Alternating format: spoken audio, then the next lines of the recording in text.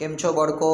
ધોરણ 8 વિષય ગણિત ચેપ્ટર નંબર 11 પેજ નંબર 101 102 103 અને 104 ટોપિક નંબર 1 આપણે જોઈ રહ્યા છીએ. બાળકો, તમારું 11મું ચેપ્ટર માપન છે. માપન એટલે કે આપણે માપણી કરવાની. તો માપણી આપણે અલગ અલગ આકારમાં થતી હોય છે. જેમ કે પહેલું આપ્યું છે સ્વાપોથીમાં આપેલ આકારનું ક્ષેત્રફળ અને પરિમિતિ મેળવો. હવે પરિમિતિ એટલે શું છે? તો કે પરિમિતિ એટલે આપેલી જે કંઈ આકૃતિ છે એની બધી બાજુના માપનો સરવાળો એટલે પરિમિતિ થાય. અને ક્ષેત્રફળ એટલે શું? તો કે આપેલી જે આકૃતિ છે એ આકૃતિ દ્વારા જે કાંઈ જગ્યા રોકાતી હોય એ જગ્યા રોકાણ કરેલી હોય એ ભાગને ક્ષેત્રફળ કહે છે. જેમ કે ચોરસ છે તો 5 સેમી બાય 5 સેમી આપ્યું છે તો પરિમિતિ 4 ગુણ્યા લંબાઈ એનું સૂત્ર છે. ઉપર તમને સૂત્રો બધા આપેલા જ છે. તો 4 ગુણ્યા 5 એટલે 20 સેમી અને ક્ષેત્રફળ થશે એનું લંબાઈ ગુણ્યા લંબાઈ એટલે 5 ગુણ્યા 5 એટલે 25 ચોરસ સેમી. ત્રિકોણ આપેલો છે તો ત્રિકોણમાં તમને બધી બાજુના માપ આપ્યા છે. ત્રિકોણની પરિમિતિ L ગુણ્યા L plus L plus L એટલે કે 7 પ્લસ 10 પ્લસ 12 એટલે કે 29 સેમી. ક્ષેત્રફળ 1/2 પાયો ગુણ્યા વેધ એટલે કે બેઝ અને હાઇટ 1/2 12 ગુણ્યા 6 એટલે 36 ચોરસ સેમી. એ રીતના સમાંતર બાજુ ચતુષ્કોણની પરિમિતિ 2 ગુણ્યા કૌંસમાં L પ્લસ B આપણે જે લંબચોરસ હોય ને એના જેવું જ સેમ આવશે. એટલે 2 કૌંસમાં 15 પ્લસ 6 બરાબર 2 21 21 2 42 અને એવી તેનું સૂત્ર છે B ગુણ્યા H એટલે 15 ગુણ્યા 6 એટલે 90.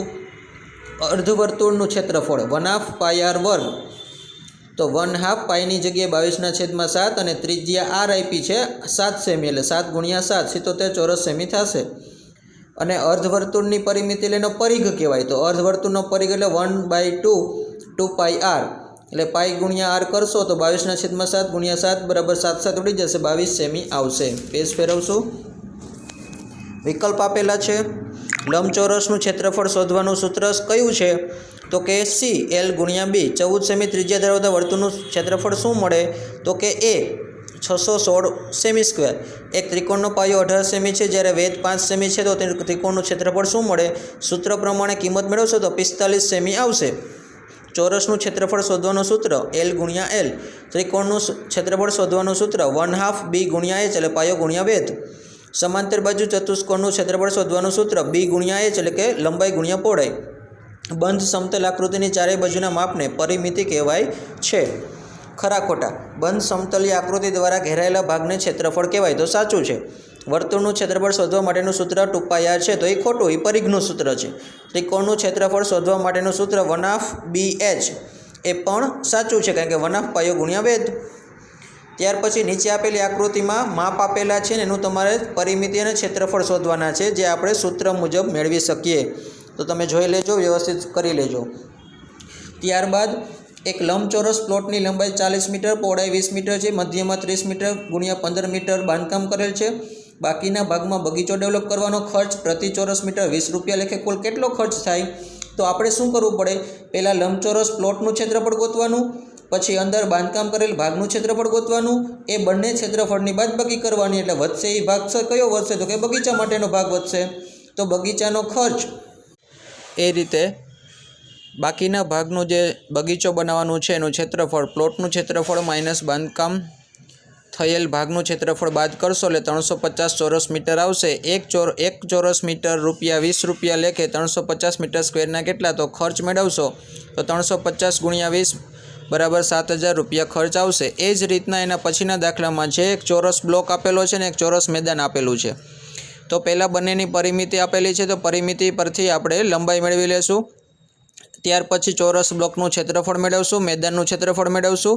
બ્લોક સિવાયના ભાગનું ક્ષેત્રફળ જોતું હોય તો મેદાનનું ક્ષેત્રફળ માઇનસ બ્લોકનું ક્ષેત્રફળ કરવાથી આપણને મેદાનનું ક્ષેત્રફળ મળશે.